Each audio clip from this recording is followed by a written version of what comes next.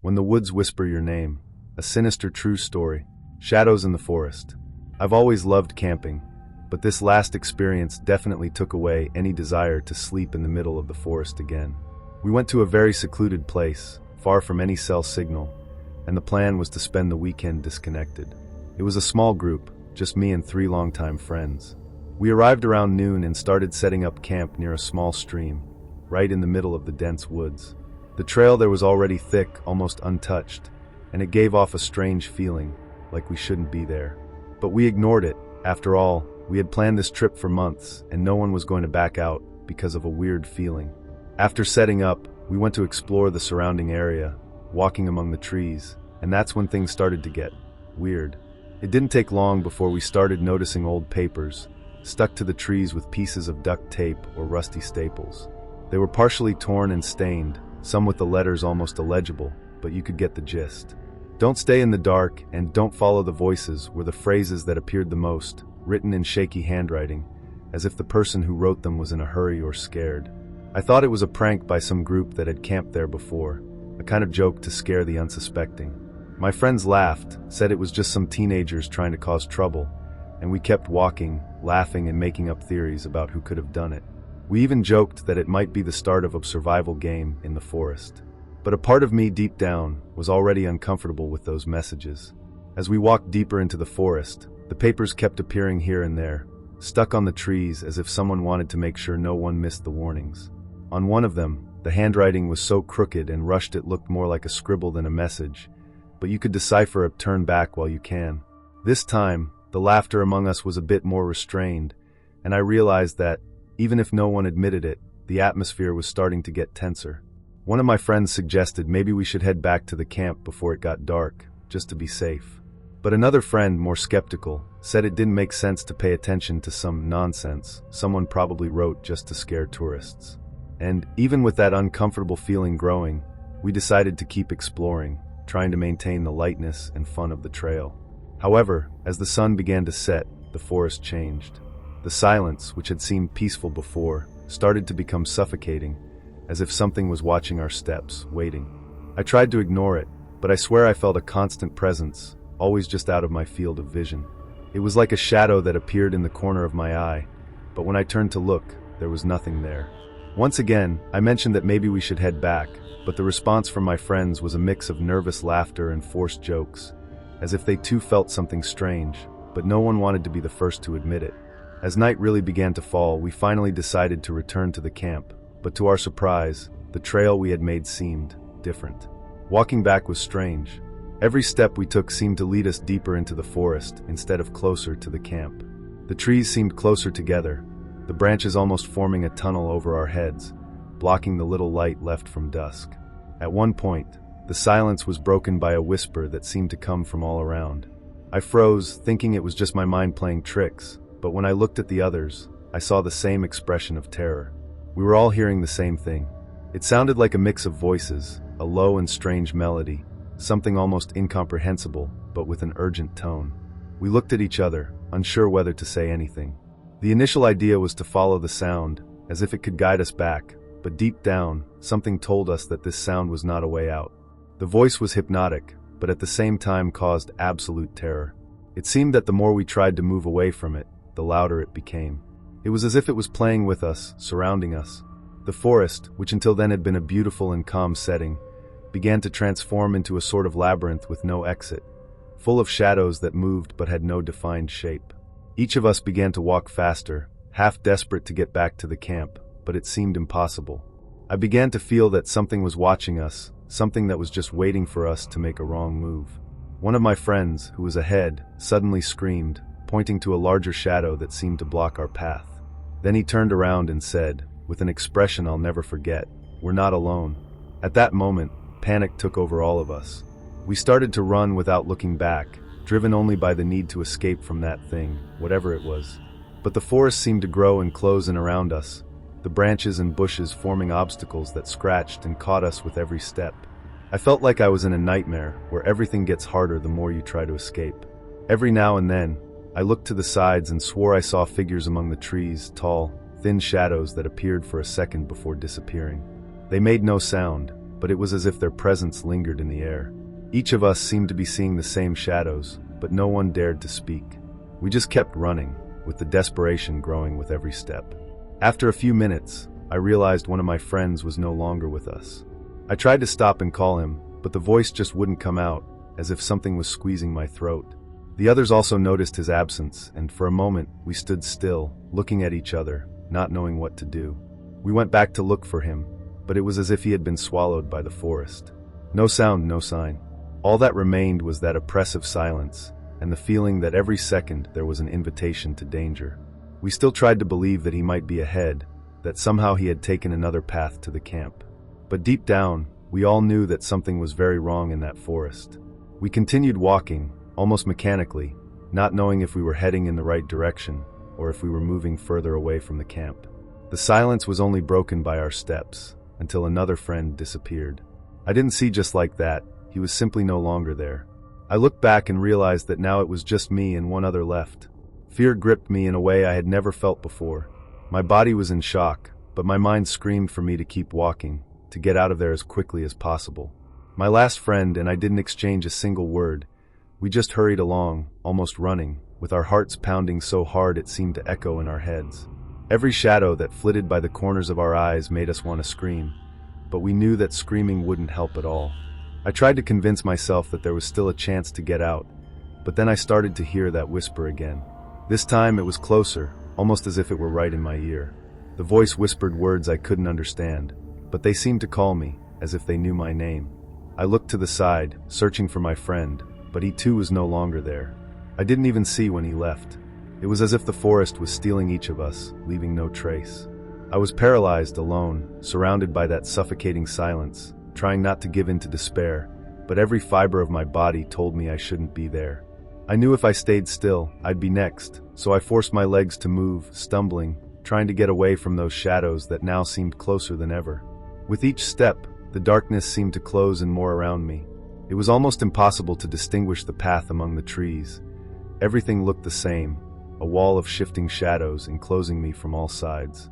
The whispering was now constant, like an echo in my mind, and I felt that at any moment something would come out from behind the trees to grab me. My eyes strained to see any sign, any way out, but all I saw was a dark and terrifying void. I began to think I was walking in circles, as if the forest was trapping me there on purpose, as if escape was impossible. In a final act of desperation, I screamed for my friends, hoping to hear some sound that indicated they were nearby. But only silence answered me, a silence that seemed to mock me, leaving me more lost and terrified. Finally, I saw a small clearing ahead, illuminated by a weak light, almost as if it were a trap. I didn't know whether to head in that direction, but my feet were already moving automatically, as if I were drawn there. When I reached the clearing, I encountered a final message hanging from a lone tree. The message, as old and worn as the others, read, "This is the end." It hit me like a knife in the chest, and I felt there was no way out, that I was trapped there forever. I stepped back, trembling, but then I heard something moving behind me. I turned to look, but only saw shadows. They were approaching, closer and closer, and I knew deep down that there was nowhere to run.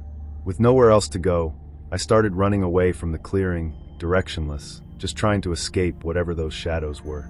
I heard footsteps behind me, matching every move of mine, quick and smooth, as if they were playing with me, letting me believe I still had a chance to escape. But deep down, I knew it was futile. My heart felt like it would burst, and I could no longer distinguish what was real and what was just panic in my mind. Suddenly, I felt a cold wind pass by my side, as if something had just run too close, and then I heard a low, muffled laugh that made my hair stand on end. It was at that moment that everything stopped. The shadows disappeared, the silence returned, and without fully understanding what was happening, I realized I had come out of the forest. The sky was beginning to lighten in the distance, and somehow, I was back at the trail's entry point, alone. I looked around, trying to find any sign of my friends, but there was no one. The feeling of emptiness was overwhelming. I didn't know if they were alive, if they had managed to get out, or if they were trapped in that darkness forever. To this day, I've never heard from them again. And every night, when I close my eyes, it's as if I can still hear that whisper, as if the forest is waiting for me, ready to call me back. Without wasting any more time, I ran to the door, ready to leave that house and only return with someone by my side. But as I opened the door, I realized that the street was completely deserted, and that heavy silence seemed to have spread throughout the neighborhood. I looked at the sidewalk, where I had seen the figure standing before, and now there was nothing there. No marks, no signs that anyone had really been there.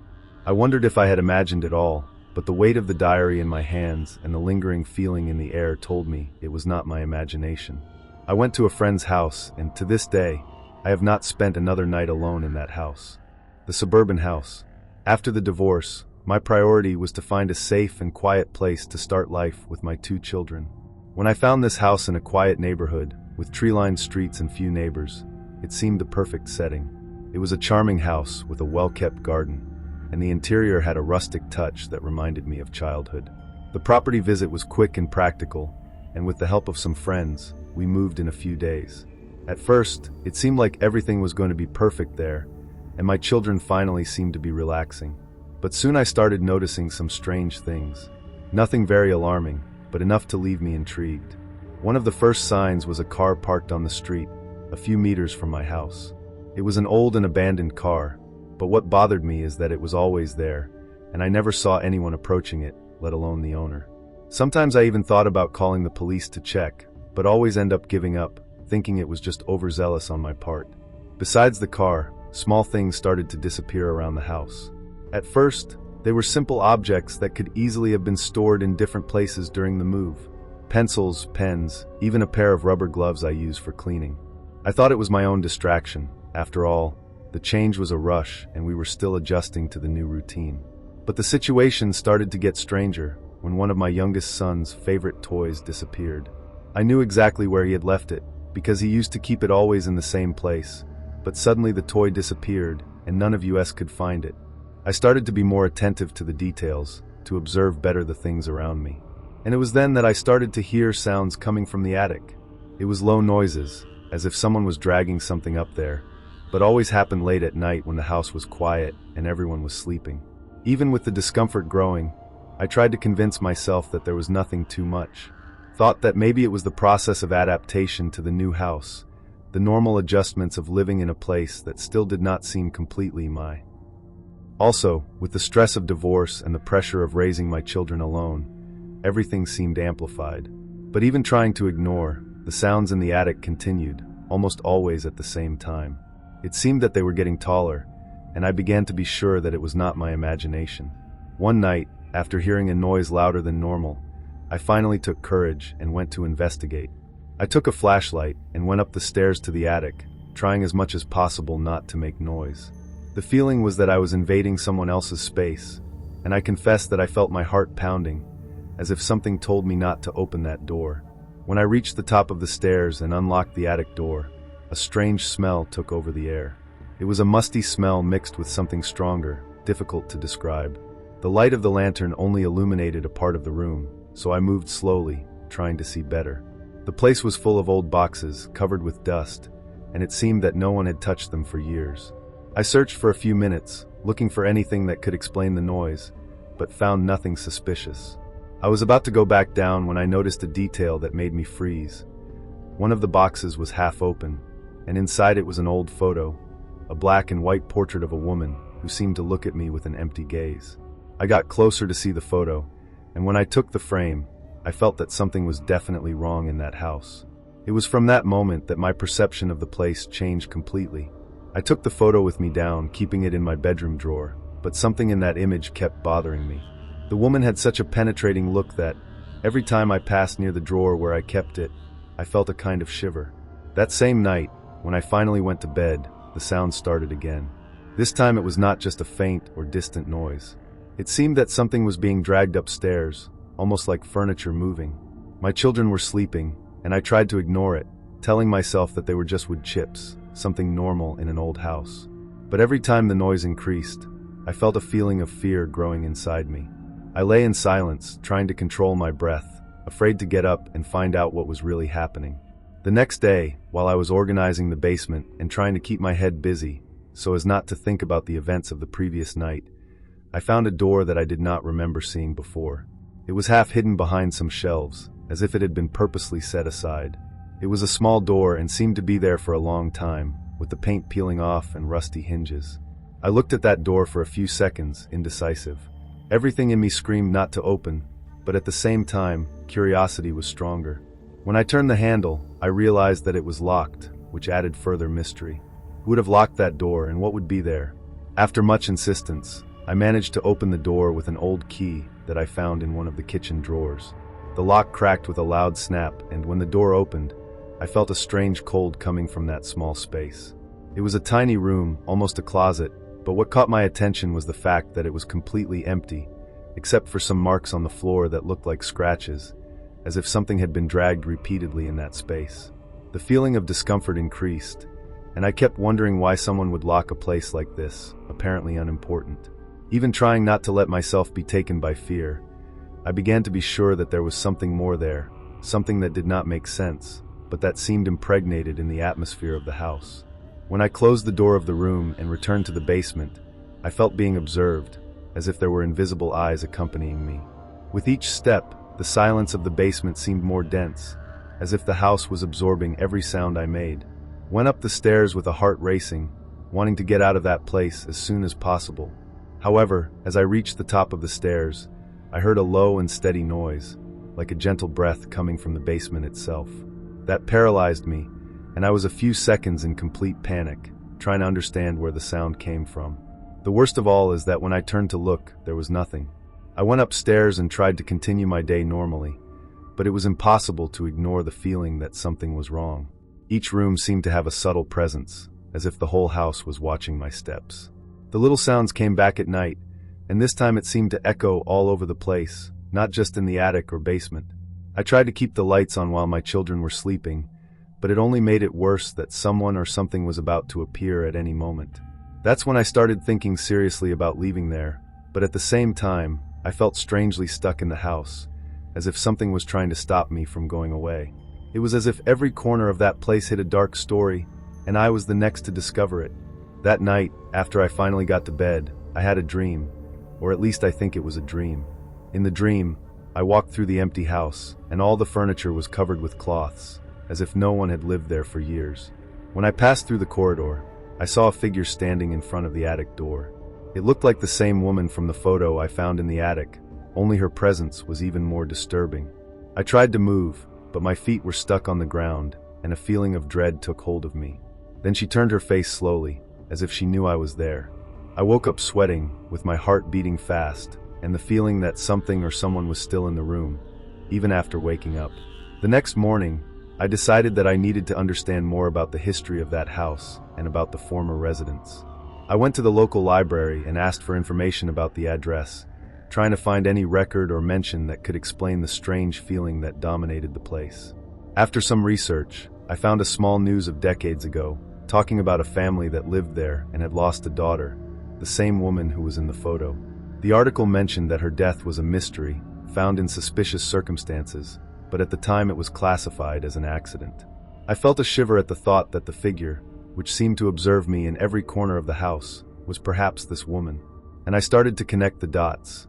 The noises, the objects disappearing, the feeling of being observed, everything seemed to be part of a presence that had never left the house. I came home feeling torn between curiosity and fear. There was a part of me that wanted to understand what really happened, but another part wanted to get out of there as soon as possible.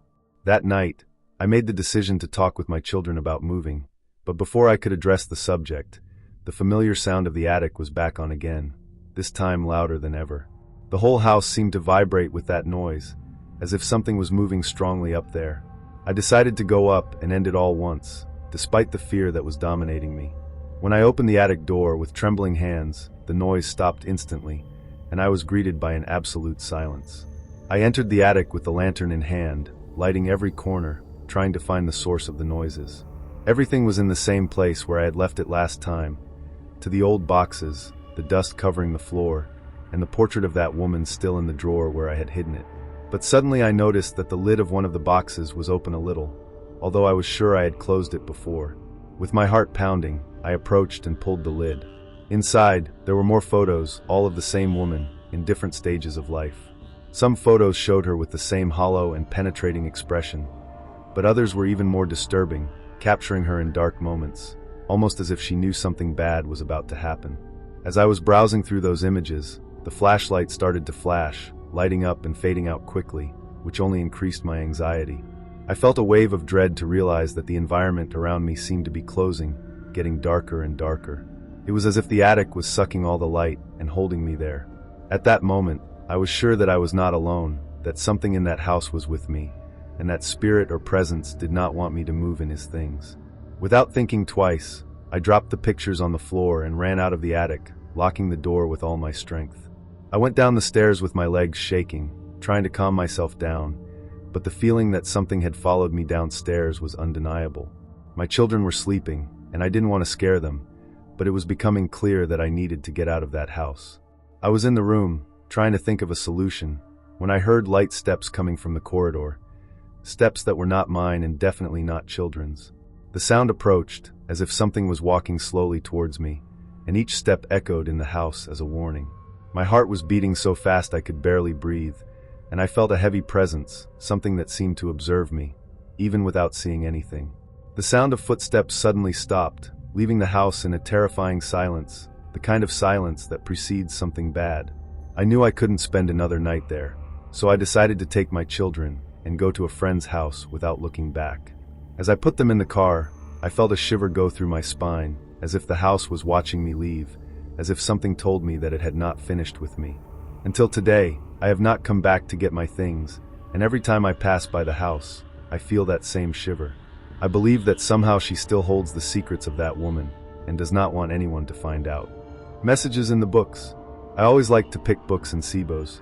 There is something special about finding an old edition, smelling of mold, that has passed through several hands. It was in one of these weekly searches that I started to notice something strange. It was a small used bookstore that was in a quiet alley of the city, those that seem forgotten in time. The first time I saw a note on the margins, I thought it was just the old owner of the book leaving some reflection. It was a short sentence written with a crooked letter, "Do not look back." I thought it was curious, but I shrugged, thinking that it was just a loose thought. In the following weeks, I began to notice more of these messages in other books, each more bizarre than the last. The phrases ranged from warnings like, "He is watching," to more direct things like, "You are not safe here." I would laugh at these coincidences, thinking that maybe someone was playing a trick, or that it was the work of an eccentric client. Over time, the thing began to change tone. During one of the visits, I found a green cover book that caught my attention. When I opened it, there was a note in red ink that said, "Max, watch out for the eyes that follow you." Seeing my name, there was a shock. I had never told the bookstore owner my name, and for a moment, I thought it might be a mistake. Maybe someone else named Max had passed by, right? But at the same time, a sense of unease began to grow. From that day on, I could no longer see the bookstore with the same tranquility as before. I went home trying to ignore the paranoia that was beginning to form. But even at home, I felt watched, as if that message had left a weight. After that day, the visits to the bookstore became strange. Every time I took a book with an annotation, it was as if those sentences were written just for me, and the feeling of being observed only increased. On one occasion, I found a hardcover book with an annotation that said, "He knows where you live." It was then that the fear began to mix with curiosity, and I realized that I needed to investigate more deeply what was happening. I began to ask the shop owner discreetly if he had noticed someone leaving these notes. He looked at me as if I were crazy and laughed, saying that people write all sorts of things, but nothing like what I described. The owner was an old gentleman with a somewhat eccentric way, but even then, he did not seem the kind of person who would play with something so specific. Still, I decided that I would not leave it alone. I took the books with the notes that bothered me most and took them home. When I started to examine each of them, I noticed something sinister. They all had a small inscription on the cover sheet, with names of people and a date. Initially, I thought they were just random names, but over time, I noticed that some of these people seemed to be missing. I decided to search these names on the internet, and to my surprise, several of them actually appeared in old news of disappearances in the city. It was a disturbing coincidence, too much to ignore. As I went deeper into this research, the feeling of paranoia only increased.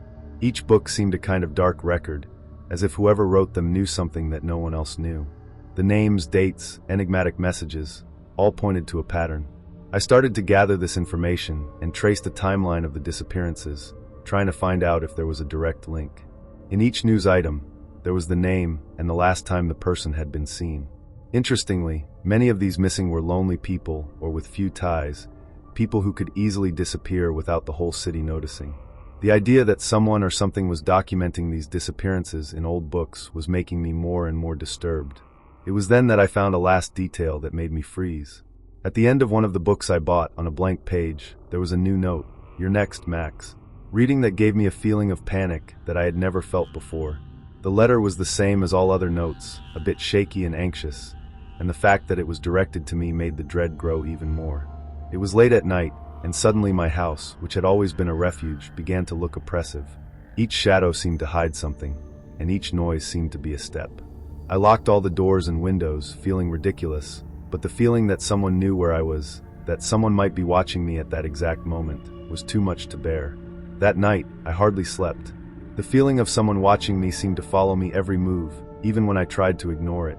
The next day, I decided that I needed to stop it and, if necessary, never go back to that bookstore. But curiosity, mixed with fear, was unbearable. With all the information I had gathered, I decided to go back and confront the owner of the bookstore, even if he thought I was crazy. When I got there, he seemed surprised to see me again, and as soon as I asked more about the books and notes, he was visibly uncomfortable. I insisted, asking if he knew of any client who left these messages or had any record of who sold those books. It was then that he said something to me that froze me to the bones. He said that many of the notebooks had been donated, but some had been in the store so long no one remembered where they came from. I asked about the record book of the store, any clue that could help me understand who had left it there. He hesitated, but eventually agreed to show me the record of the past years. I flipped through those pages quickly, looking for any name or clue that made sense. It was then that I found a last strange note in the record book itself. "He already knows you were here." That sentence hit me like a punch. The store's own record book, where I expected to find answers, was returning me more questions, and much more terrifying. The bookstore owner looked at me with a strange expression, as if he was as confused as I was, or perhaps as if he knew more than he was saying. I felt exposed, as if someone had foreseen every move of mine and knew exactly where I would be. I asked the owner if he knew the origin of that note in the notebook, but he just shrugged, saying that over time the bookstore passed through several hands, and that he had no idea how it had stopped there. I left the store with my head at 1,000, feeling that I was being followed, even without seeing anyone behind me. Every person who passed me on the street seemed to look at me strangely, and the fear I felt inside the store followed me home. When I arrived, I noticed that one of the books I had taken earlier was on the table, opened in a specific page. I didn't remember leaving it like that. The note on that page said, "You should have stopped while you could." Seeing that message was the trigger. I started to search the house, looking for any sign that someone might have entered, but all the doors and windows were locked as I had left. The idea that someone could be manipulating my life, predicting my steps, was hopeless. I spent the rest of the night in the clear, sitting in the room with all the lights on, trying to process everything. It was as if my life had become a nightmare, and there was no one I could trust. I thought about going to the police, but what would I say? That someone was sending me messages in used books and following me? Who would believe this? In the following days, I tried to get back to my normal routine, but something had changed. The feeling of being observed followed me where I was going, and I began to avoid even people close, afraid to involve someone in this disturbing game. I stopped going to the bookstore and even reading, but somehow I could not get away from the books that were already with me. It seemed that they exercised an attraction, as if the answers were there, waiting to be discovered. The last time I touched one, a note fell from the middle of the pages. "Everything ends when you want." This phrase was etched in my mind. I wanted it to end, but I didn't know how to stop something that always seemed a step ahead of me. I decided to burn all the books. It may sound crazy, but it was the only thing that made sense. That night, I took the books to the yard and one by one, threw them into a small improvised fire. As the flames consumed the pages, I felt a strange mixture of relief and fear, as if I was finally breaking away from something that tied me. I watched until the last book turned to ashes, and for the first time in weeks, I felt like I was in control. When I returned inside the house, the weight on my shoulders seemed to have decreased, and I even managed to sleep, which had not happened for days. The next morning, however, when I opened the door of my house, I found an envelope on the floor. No sender, no stamp, just my name, Max, written with the same crooked handwriting that I already knew so well. Inside, there was only one short note: "Stories never disappear. Echoes of the disappeared." I have always been the kind of person who doesn't care much about inheritance or what comes with it. When my uncle passed away, no one in the family seemed to care much about taking over his house. It was an old, isolated building and I, as always, preferred to live in my modern and more comfortable apartment. But for some reason, when I learned that his house had been left to me, I decided it would not make sense to sell it soon.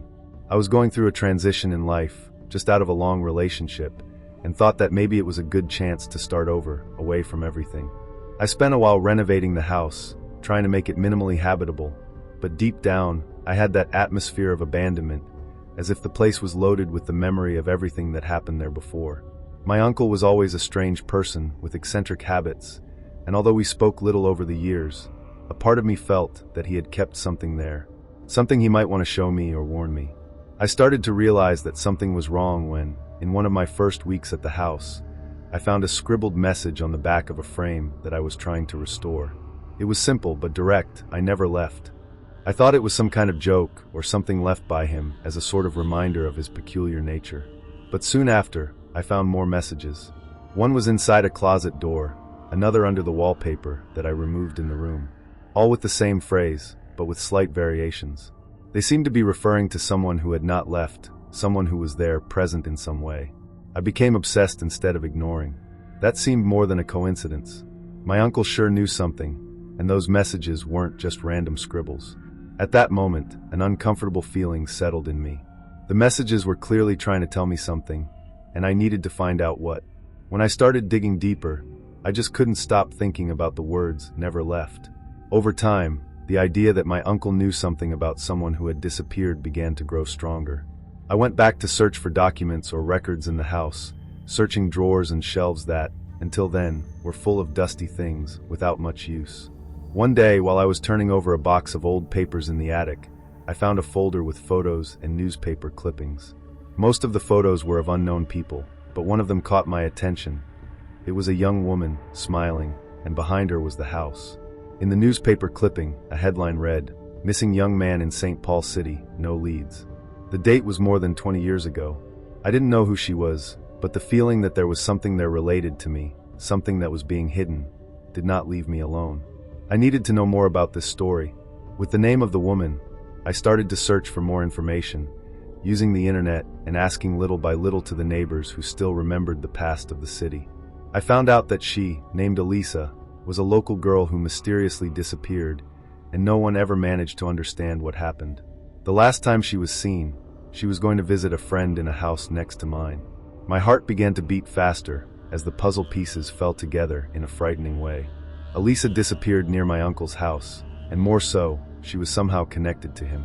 I didn't have any proof yet, but it seemed increasingly clear that my uncle knew what had happened to her, and for some reason, he was trying to warn me. And as I searched more messages began to appear, not only in the house now, but also in old letters and notes that my uncle had left behind. Something was forming, and I was about to find out the truth. The next night, after another day of investigation, the messages began to take on a more urgent tone. I found a folded note inside an old book my uncle had, written by hand in hasty handwriting. "You are getting too close. Don't go that way." It paralyzed me. I was with a strange feeling in my stomach, as if I had touched something that I should not have, as if the warnings were there not only to protect me, but to keep me away from something that was more dangerous than I imagined. I looked away, as if I expected someone to come through the door at any moment, but the silence of the house was absolute. What bothered me the most was the feeling that my uncle knew something terrible, and he wanted to warn me, but in a subtle way that made me question what was happening. I began to feel as if I was being watched inside my own home. The noises at night became more frequent, and I spent hours in the clear, hearing squeaks on the walls, as if someone was moving inside them. During the day, everything was normal, but as soon as the sun set, the atmosphere of the house changed completely. I went to the place where the messages had appeared, and, next to the frame, I found a last letter. This time it was addressed directly to me, and the message was clear: "The house never let you go. Elisa is waiting." As I read these words, something inside me broke. I knew with a distressing certainty that I was no longer alone there, and that perhaps my uncle's messages were not just a warning, but a cry for help. He knew what happened to Elisa, and now I was about to find out the truth. The next morning, I was exhausted. I had not slept at all, and the feeling of being watched was unbearable. I decided to leave the house for a few hours, hoping to clear my mind and try to understand what was happening. But when I left, something stopped me. At the front door, an envelope was thrown on the floor, as if someone had left it there while I was inside. The handwriting was the same as the previous messages, and on paper, another warning. Come back before it's too late. My body froze. The feeling that someone was manipulating me, leading me to something inevitable, was increasingly strong. There was no way to deny it. I was being drawn to something that I did not know what it was, but could no longer ignore. I came home with my heart beating hard, and when I entered, something was different. The air seemed denser, as if the house was alive in some way, reacting to my presence. I decided that I needed to find something definitive, something that would explain everything. I went to the attic again, where it all started. There, among some old boxes, I found an old diary of my uncle, hidden under a pile of papers. When I opened, the first thing I read made me stop breathing. Elisa was not the first. They never leave. The diary continued to describe how my uncle had tried to hide what he knew about her disappearance, and how he himself was being pursued by something he did not understand. The last entry said, "Nate, you have to find the key." With the diary in my hands, a feeling of dread took hold of me. What did my uncle mean by finding the key? What was he trying to hide? I looked around, as if I expected to see some sign, something that would lead me to the key. The environment seemed to be pressing me. Every corner of the house seemed darker and more threatening. I looked around the attic, looking for something that might fit with what I had just read. It was then that I noticed a small box, hidden behind a dusty shelf. When I pulled it, it opened easily, as if it was waiting to be discovered. Inside, there was an old, rusty-looking key with a label that said only, "Basement." What I was about to do seemed insane, but there was no turning back. Everything pointed to the basement. The fact that my uncle kept this key, without ever mentioning it, left me with a chill. I knew that everything I had discovered up to there, the messages, the warnings, everything was taking me to this moment. I took a deep breath, my hands trembling with nervousness, and started to go down the stairs to the basement. The sound of my own steps echoed in an uncomfortable way in the silence of the house. When I got to the basement door, I noticed that the key fit perfectly. It turned easily, and the door opened with a creak. What I saw inside made me tremble. Inside the basement, the air was cold and humid, and the smell of mold was almost unbearable. The lights didn't work, so I used my cell phone flashlight to light up the way. The space was small, full of boxes and old furniture, but what caught my attention was the floor. Under a pile of old newspapers, there was a mark on the floor, a rectangular line that seemed to have been made with some kind of tool. Curiosity and fear were mixing inside me, and I could not resist anymore. I started moving the newspapers, and when I managed to push them away, I noticed that there was a hidden entrance. It was not a door, but a wooden cover that was poorly hidden with a small rusty latch. The heart started beating faster as I tried to open the lid. When I finally got it, a steep staircase appeared in front of me, leading to a dark and narrow tunnel. The feeling of being in something old and buried, something that was there for a long time, made me hesitate. I knew I was about to find something that I might not understand, but it was too late to come back. I went down the stairs, each step creaking under my weight, and the air became heavier as I approached the end of the tunnel. When the lantern lit up the wall in front of me, something suddenly made me stop. On the wall was a series of old photos, glued in a disordered way. Some of them showed my uncle, others showed the missing woman, Elisa, and in one of them, something that made me lose my breath. A photo of me, taken from afar as I walked down the street, ignorant of everything. The sight of my own picture on those walls made me freeze. I didn't know what was going on, but I knew I was involved in something much bigger than I could imagine. How was my image there? When was the photo taken? A shiver ran through my spine, and the feeling of being watched took hold of me in an even more intense way. With each step I took towards the photos, more the words of my uncle's diary were repeating in my head. They never leave.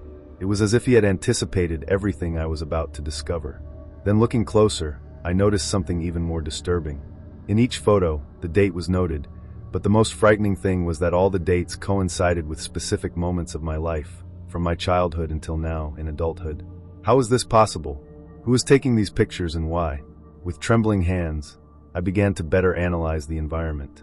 The tunnel seemed to extend further into the interior, but it was not only that. I could hear something, a low sound, almost imperceptible, but that seemed to come from somewhere other than the photos, as if someone was there, waiting to confront me. I turned the lantern to the bottom of the tunnel, trying to see more, but all I saw was more darkness. The tension was almost unbearable.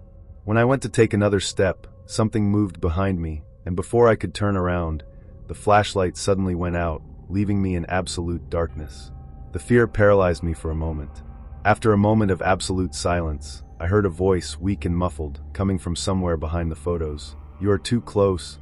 I have frozen.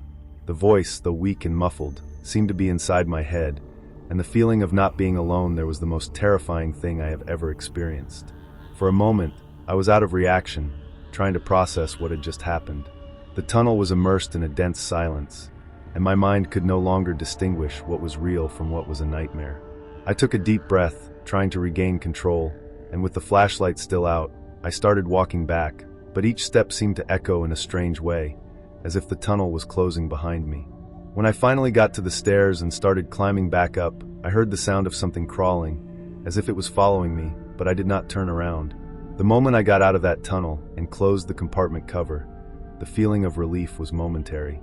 I went back to the basement and watched everything around me. Each object now seemed to have a hidden meaning, and the words of my uncle's diary came to mind. He knew what was going on, and now somehow I knew it too. Before leaving that place, I looked once more at the photos and realized that now all the images were with something new, a word written on each one of them. "Run." And the next moment, a distant sound, like a whisper, began to echo through the whole house. "There is no escape." That last sentence paralyzed me. The feeling of being hunted took hold of me in an unbearable way. Without thinking, I ran back upstairs, locking the basement door behind me. My heart was beating so fast that it seemed the whole sound of the house was spinning around him. The walls of the house seemed to be closer, the air more dense. The fear did not let me think clearly. I looked at the pictures that I had taken from the basement, spread out on the kitchen table, and each of them seemed to look back at me. And the word "run" kept echoing in my mind. The whisper seemed to be coming from all sides. I was being watched, surrounded by something that I could not see, but it was there in my house, waiting for me. I decided that I could not stand there anymore. I could no longer deal with the pressure of being stuck inside that place with something unknown watching me. I took as much as I could and, with my feet shaking, left the house. Time seemed to drag on, and with every step I took to get away, the weight on my back seemed to increase. When I looked back for the last time, I saw a dim light on the second-floor window as if someone was there. But in fact I knew there was no one. When I left the street and looked at the house for the last time, a shiver came over me. Something told me that I should never come back, but the truth is that I will never know if that was the end or if the house still awaits me. She still whispers in my head, "Silent guardian." I have always been skeptical about these stories of haunted houses or mysterious apparitions. I am a journalist with a very rational focus on things, and always needed concrete evidence to believe in something. When I moved into that apartment, in fact, what attracted me was the price. The place was right in the center of the city, near my work, and the building, although old, had a peculiar charm. The first impression was good, but soon I started to notice some strange things. Nothing of another world, only details, Small things that become more visible when you're alone in a new place. I heard some stories from the neighbors about the building, but I always thought they were just rumors of people who have a vivid imagination. Then everything seemed normal, until I discovered the diaries. It all started on a regular afternoon, when I was cleaning the apartment. I was removing a loose plank on the floor, which creaked every time someone passed by, when something fell from inside it. A set of diaries, with worn leather covers, appeared before me. They were yellowed and a little moldy, but what caught my attention was the writing. The handwriting was clean and elegant, but the content made me hesitate. The first diary had the name Margaret written on the cover. I started to flip through the pages, and soon noticed that it was not any diary. Margaret talked about her experience living in that apartment, but what caught my attention were the notes that seemed to be alerts for future residents, something like a warning.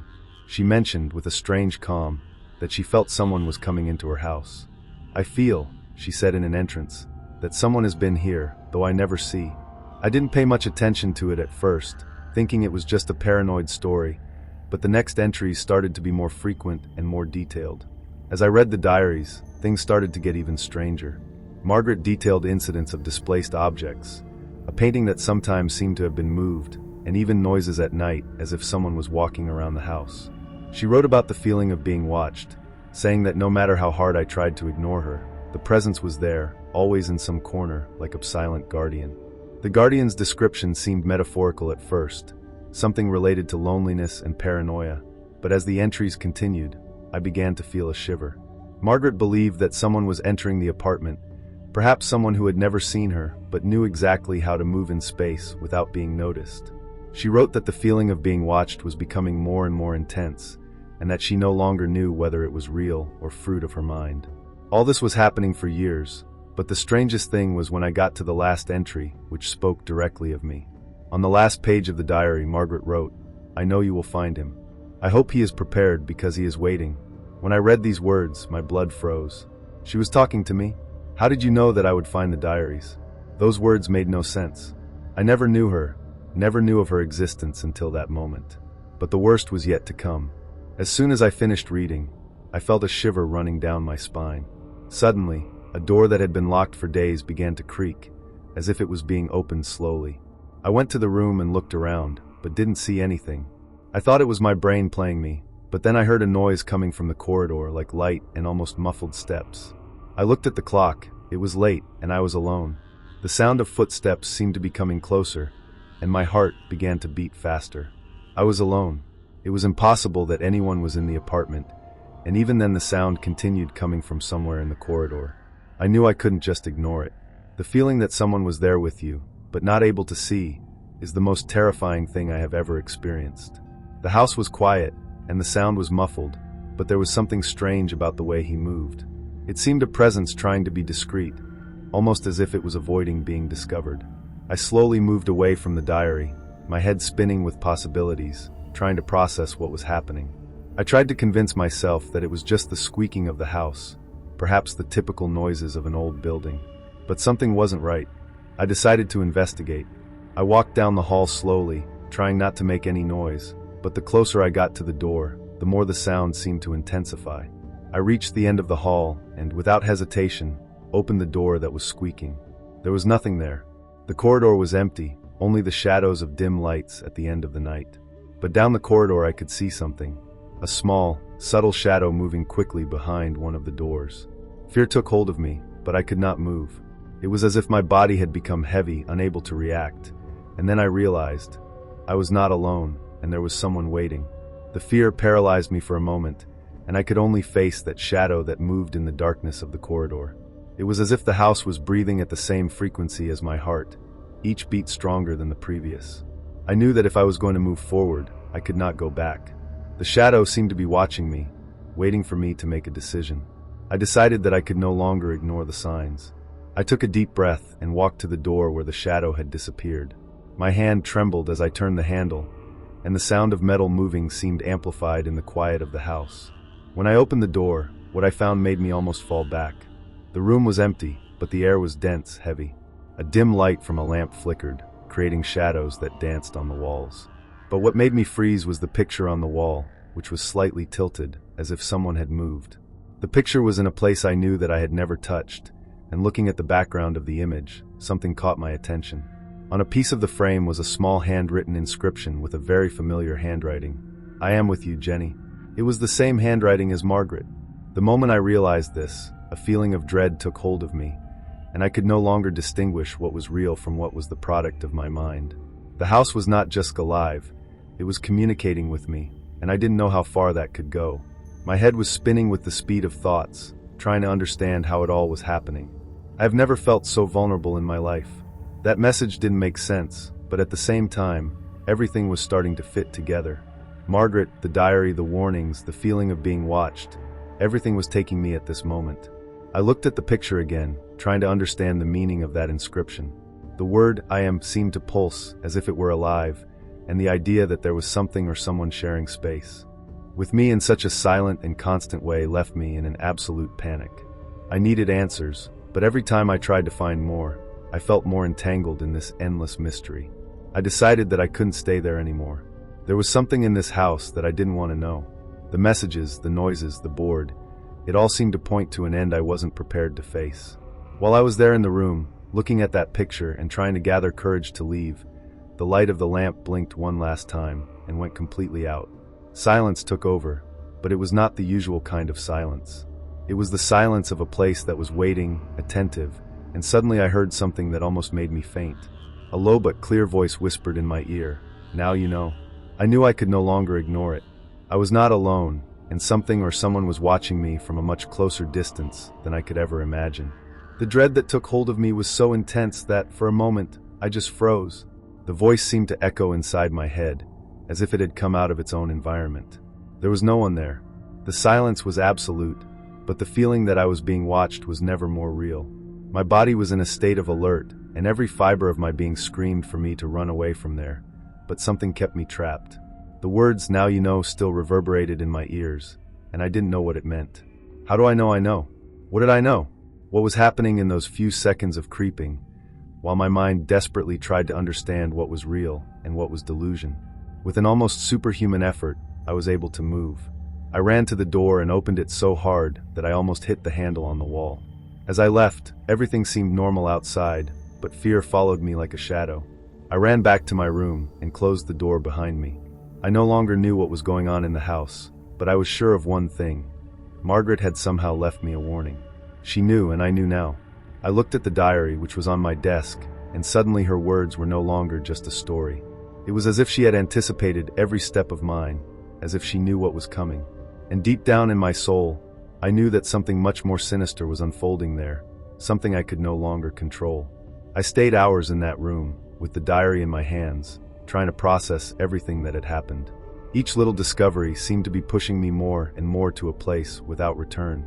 The feeling that the house was full of secrets, and that I was being pulled into their center, did not leave me alone.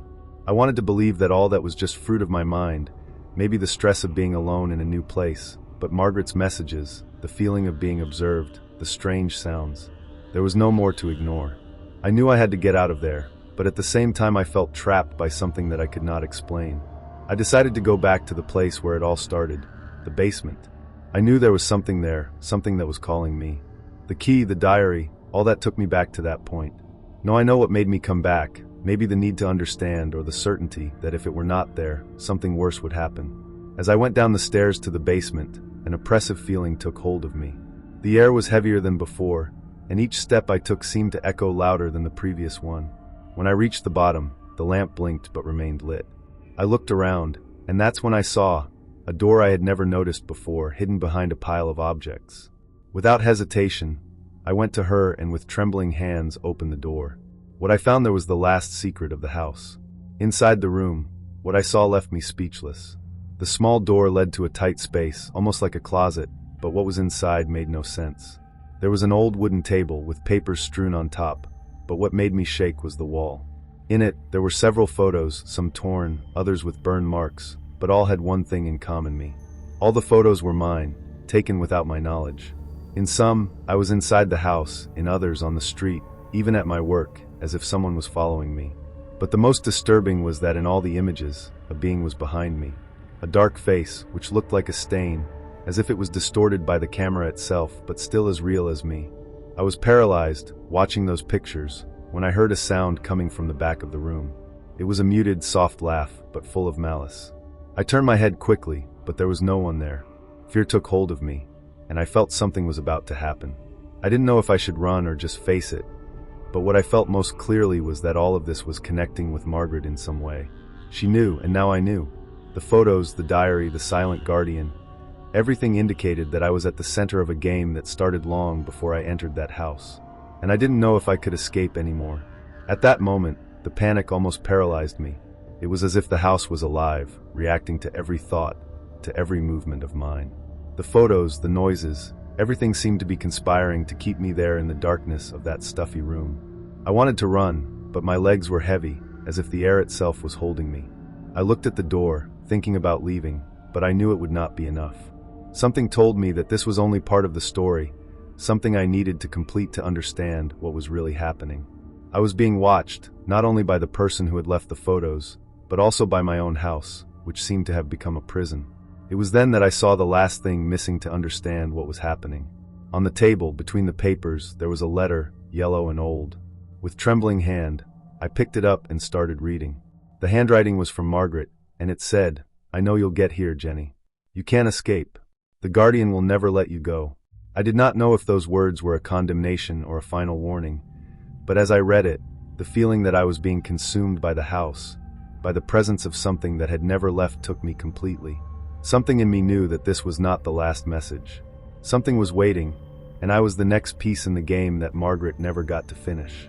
Those words in the letter kept spinning in my mind, like an echo that wouldn't go away. The Guardian will never let you go. What did it mean? I felt a weight crushing over me, as if the house itself was slowly swallowing me, and the idea that the Guardian was watching me at every step only increased the dread. The presence was no longer something abstract, but something concrete, a force that seemed to pulse on the walls and shadows of the house. The air was heavy, and I knew I could not ignore it anymore. Everything that Margaret had written fitted perfectly with what was happening to me now. I was being watched, being drawn into this endless cycle that seemed to begin with each new resident. With my heart racing, I decided that I needed to get out of there. But as I was heading for the door, something stopped me from opening. I had already locked the cellar door, but now I felt that the whole space was preventing me from leaving, as if I was stuck. Then I heard the laughter again. Now it was clearer, closer, as if it was right behind me, but when I turned around there was no one.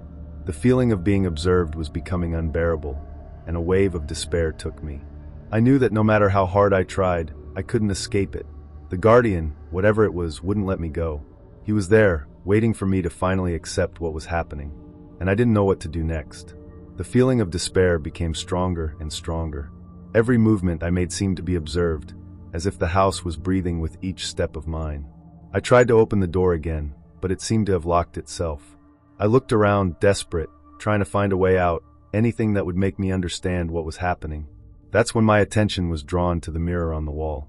Don't know how I didn't notice it before, but it was slightly blurry, as if it had been touched recently. I approached him cautiously, feeling my heart beating faster.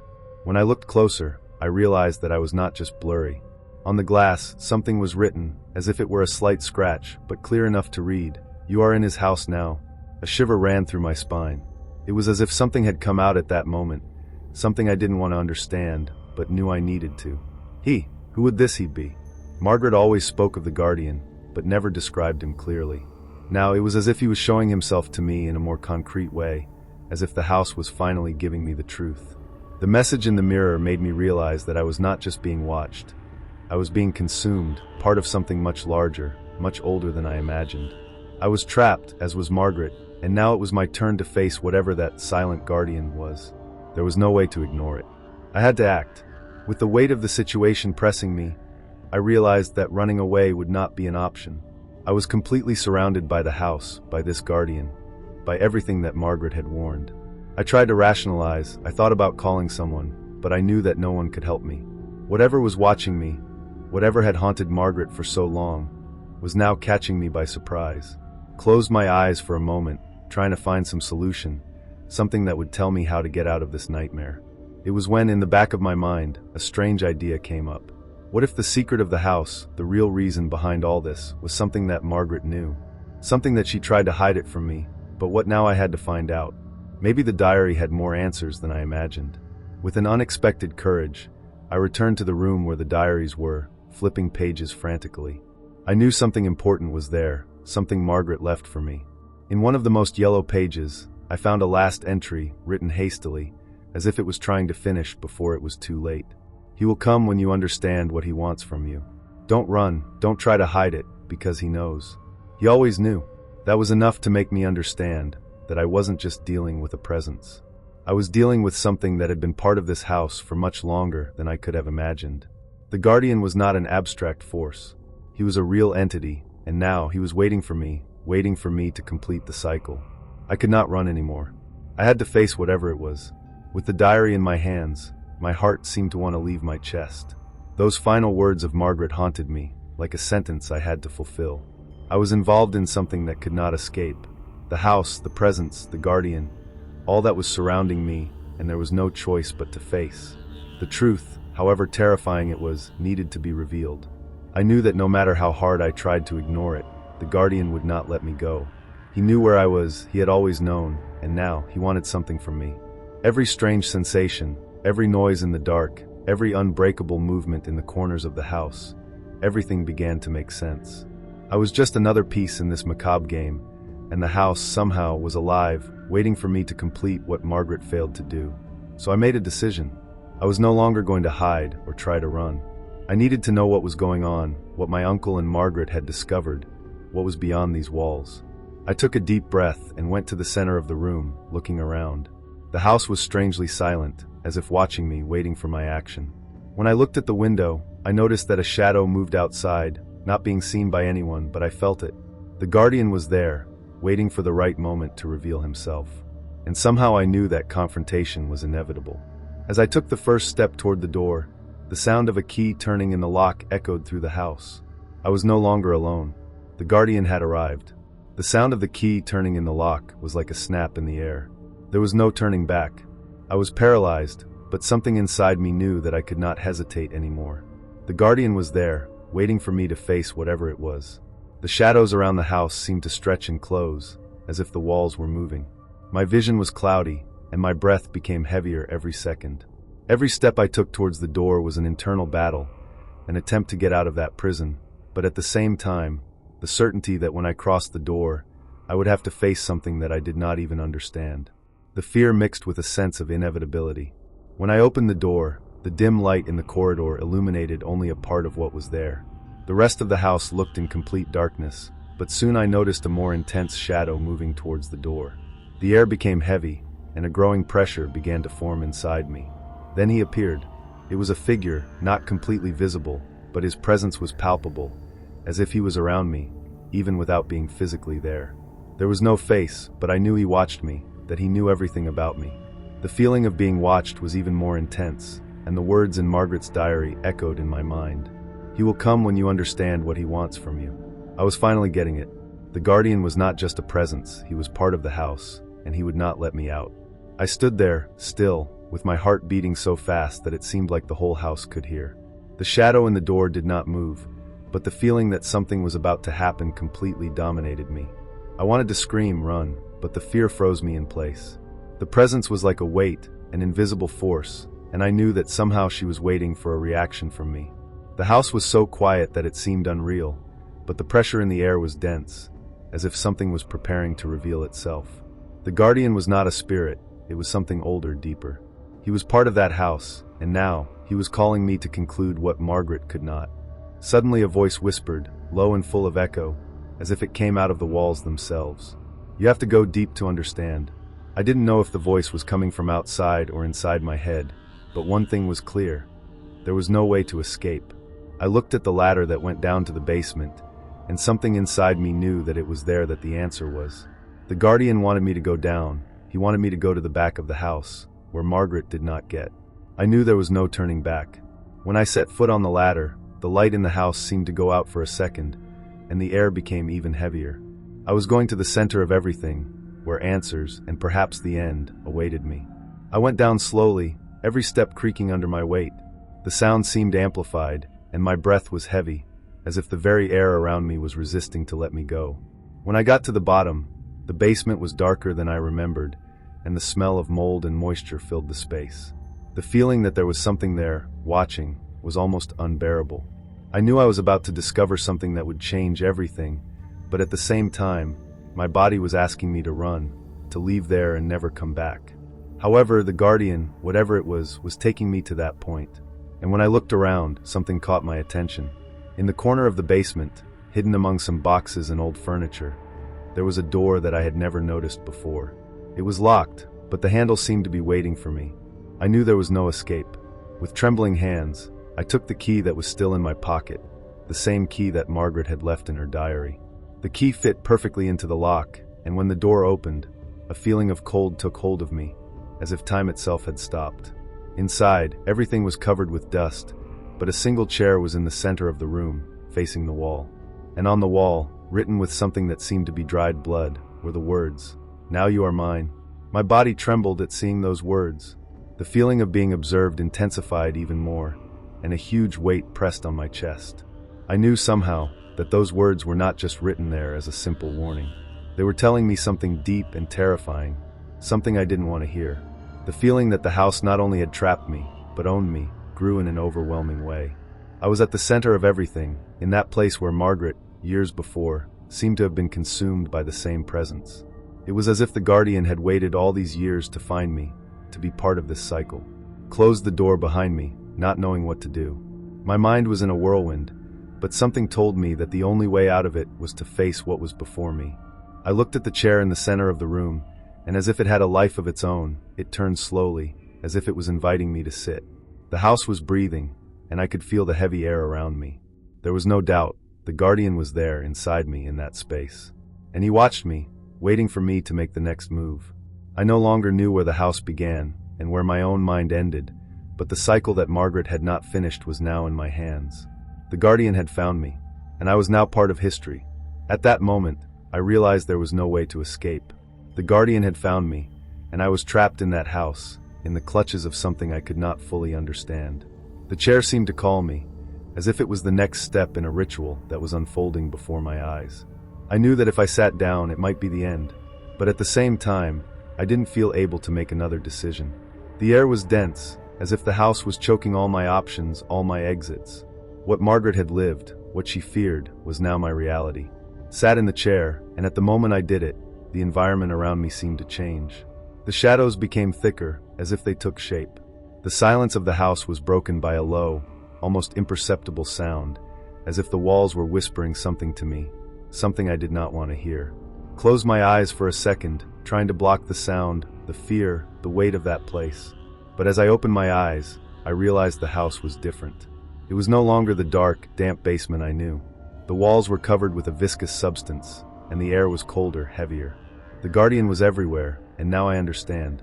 He was not just a presence, but a force that fed on what the house had become. A place where fear and despair fed, where the souls of those who fell there were lost. I was the new prisoner, and now my life was intertwined with the fate of those who had passed before me. I knew there would be no escape. The cycle was complete. I had been chosen, and the silent and patient guardian had finally taken me. Lost and found. I always liked thrift stores. It is the kind of place that, for those who have the eye, can reveal hidden treasures or simple things that carry a piece of history. I particularly loved taking old objects, like furniture and suitcases, and giving them a new life. It was my weekend project, something that helped me to relax, and at the same time practice a little of my skill with restoration. That's how, on a Saturday afternoon, I found an old suitcase in a corner away from the local thrift store. She was beaten, with the leather cracked and a very worn appearance. But something caught my attention in her, I don't know what. Maybe it was the format or the feeling that she had a story to tell. I decided to buy it, without thinking too much, just knew that it would be a good piece to restore. When I got home and started cleaning the suitcase, something unexpected happened. When removing the old fabric lining, I found a pile of old photos, some in black and white, and documents that seemed even more worn than the suitcase itself. The photos showed a family with children smiling, apparently in happy moments. But what caught my attention were the rolls. They were records of a police investigation, with details about a local family that had disappeared in the 1970s. Their disappearance was never solved, and the investigation was closed, or at least that's what I knew. I was intrigued. How did that suitcase, which seemed so ordinary, had kept so many clues about something so dark? I began to read the documents, diving deeper and deeper into the case, not knowing that this would be the beginning of something that would completely change my life. As I read the documents, I started to put the pieces together. The family in question, the Martins, had disappeared from a small nearby town in the 1970s. The investigation indicated that there were no signs of violence, nor any plausible explanation for their disappearance. The last time they were seen, they were heading towards the family's country house, but they never got there. The police, at that time, could not find anything to lead them to a guilty or a concrete clue. The strangest thing is that, although all this has been documented, I had never heard of this case. As someone who had lived here for years in a small town, this should be something widely known, but it seemed that no one remembered. The photos showed a happy family, and at the same time an incomplete story that was kept in a suitcase, waiting to be discovered. I became obsessed. I started to look for more information about the Martins, researching online and asking locals, but nobody knew much.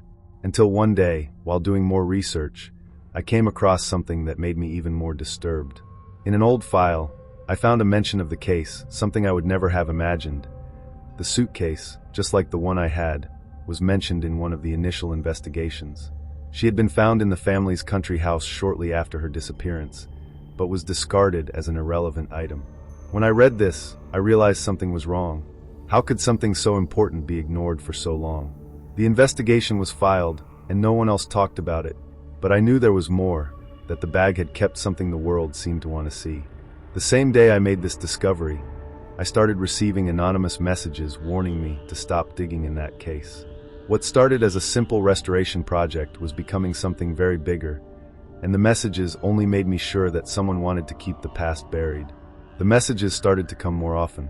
At first, they were simple, almost as if someone was just trying to intimidate me. Stop looking. You should not have opened the suitcase. But as time went on, the messages started to be more specific and more personal. One of them said, "You're going too far, Ben. Don't touch what doesn't belong to you." I didn't know if the messages were coming from someone directly involved in the case, or if it was just someone trying to scare me. However, a part of me knew that it was not mere coincidence. The Martins case had been closed for a long time, but someone clearly didn't want me to find out more. Something was telling me that if I continued, the answers I was looking for could put me in an even more dangerous situation. I wondered if I should continue.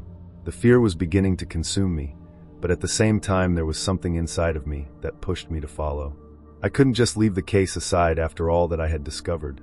The anonymous messages were just another obstacle, but the mystery of who the Martins were and what really happened to them tormented me. One night, after a particularly threatening message, I decided to take the final step. I returned to the cottage where it all happened. I knew that I needed to understand what had happened there, not only by the documents and photos, but because I felt, deep down, that there was something else. Something that the thrift store, messages, and even investigations never managed to reveal. Maybe there, in the house where the Martins disappeared, I would find the answers. I arrived at the Martins' country house on a Saturday afternoon, and the place had a charged atmosphere, as if the very time had been stuck there. The house was old, but well preserved, as if it were still inhabited, despite what happened there so long ago. The feeling that something was wrong followed me, but I could not go back. After parking the car and watching the house for a few minutes, trying to gather courage, I went in. The air was cold, as if the house was absorbing all the pain and fear that were lived there. The walls were still decorated in a simple way, but the strangest was the lack of life, the feeling of total abandonment. There was nothing to indicate that anyone had lived there recently, except for a detail that soon caught my attention. An old photo on the fireplace, where the Martins were together, smiling, in the same pose of the photos I had found in the suitcase. But this picture looked different. There was something in their expression, something in the shadows that made my skin shiver. While exploring the house, I could not help but feel the presence of something, as if it was being watched. The environment was too quiet, but a growing sense that I was not alone only increased. I decided to go down to the basement, which according to the documents was where the police had found the first important trace during the investigation, but they never knew what it meant. As it went down, the temperature dropped sharply, and the feeling of oppression increased. When I turned on the light in the basement, my stomach was upset. There, among storage boxes and objects covered with dust, was a suitcase, exactly the same one I had found in the thrift store. The suitcase was there, as if left for me, waiting for me to find the truth. The feeling that I was being guided, that all that mystery was unfolding for a reason, it became even stronger. I didn't know what to do, but one thing was clear. I was closer to finding out what really happened with the Martins than I ever imagined. As I approached the suitcase, the feeling of restlessness increased. It was as if the surrounding air became denser, heavier. I knew that opening that bag would reveal something important. But at the same time, a part of me hesitated. Maybe it was fear, or perhaps a feeling that it could lead me to a point of no return. I took a deep breath and, with trembling hands, unlocked the suitcase. Inside, I found more photos, some new, some old. But what really made me freeze was an envelope stained with something that seemed to be ink or dried blood.